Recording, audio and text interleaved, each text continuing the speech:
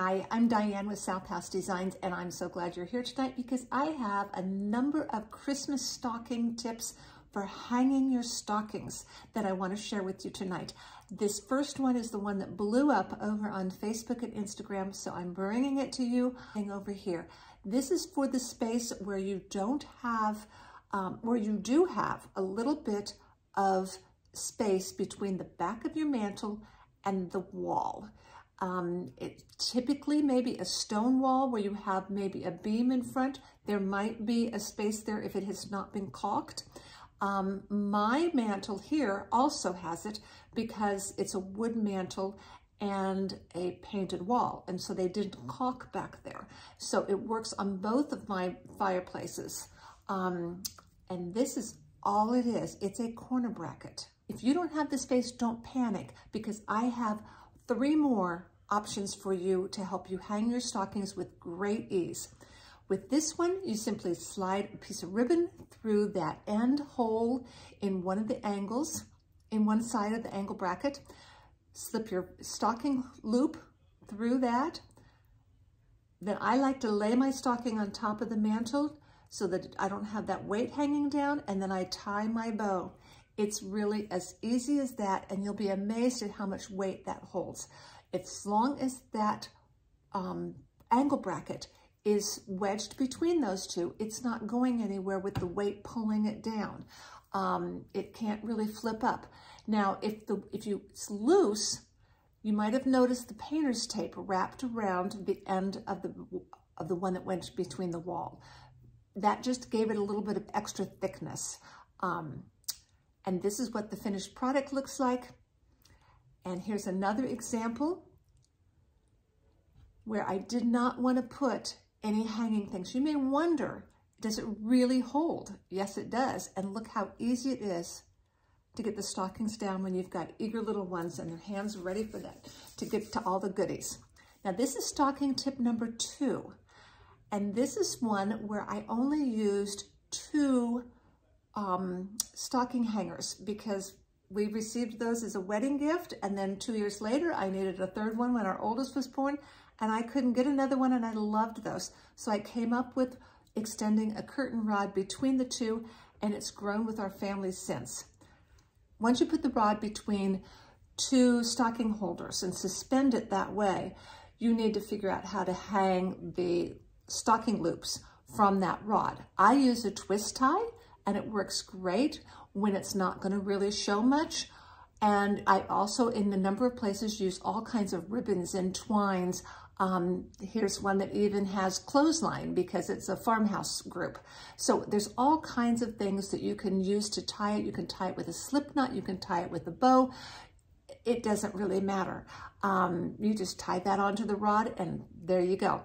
Now, you're not going to probably find stocking rod holders with that same curlicue extension that mine have. I wish I could find them again. That was 35 years ago. Actually, gosh, it was a wedding present. It was 38 years ago. Yay. So anything that has a curve up that will catch that rod, the rod can sit in, works great. I've got other examples coming up, so stay with me. There's also a blog post down below that explains what you need to look for in that, in the holders to hold that. It goes back to the physics rule of levers and fulcrum. The fulcrum is the end of the mantle. So the farther your weight sits back from the edge of the mantle, the more weight it will hold. So you want a hanger that has a long extension. That's probably the most important piece. This is stocking tip number 3. And it's for those who want to get rid of the stocking holders altogether. And that's when you're going to need a piece of wood about the size of your mantle and make a mantel shelf or a mantel cover.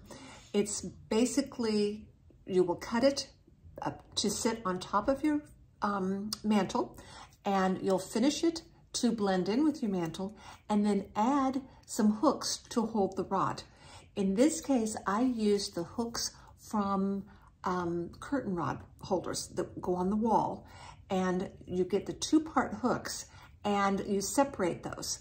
And then you ditch the angle iron part, or you can use it for the angle iron brackets, and use the long hoopy thing to hold your rod. And it works great. Or you can completely get rid of the rod and just do individual hooks, just like this, along the edge wherever you want your stockings to hang. Now, a bonus is also, look right over here, that you can put nails and screws in it to hold all of your garland and all of your other finery that you want. I even used it one time at Halloween to hold together a skeleton that I wanted reclining on our mantle, and it worked great for that. Anytime you need to suspend things from your mantle, that you need to do some wiring and some fancy stuff, but you don't want to put holes in your mantle, use the mantle cover, and it works great. Plus, it's easy to store. I just slide mine underneath the tubs of Christmas, and it's set. Doesn't really takes up an inch of space, and that's it. We're at stocking tip number 4, which is really an extension of number 3, where the shelf was on top of the mantle. Now I've added 3 sides to really turn it into more of a slip cover, and that gives me the ability to put some really decorative hardware on the front to hold my rod.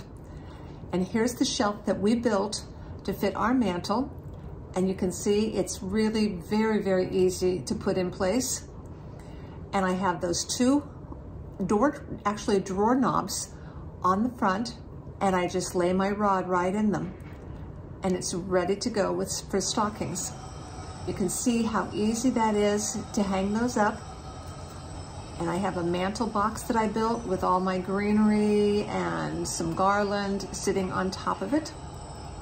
And then here's another example where I switched out those dark pulls for a robe hook. This is a silver robe hook from Amerock called Monument, and it fits perfect.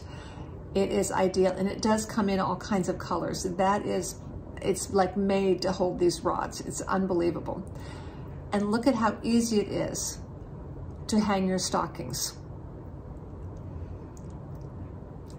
Now those are slip knots that I had tied ahead of time, and they just slide over the knobs of the finials of the curtain rod.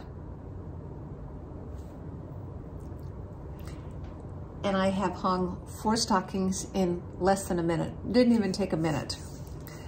And here's an up close so you can see how the slip knots, how the ribbons went through the hanging loops of the stockings. Easy peasy. It is so nice. And look, a great bonus. I discovered that this would hold my extension cord in place.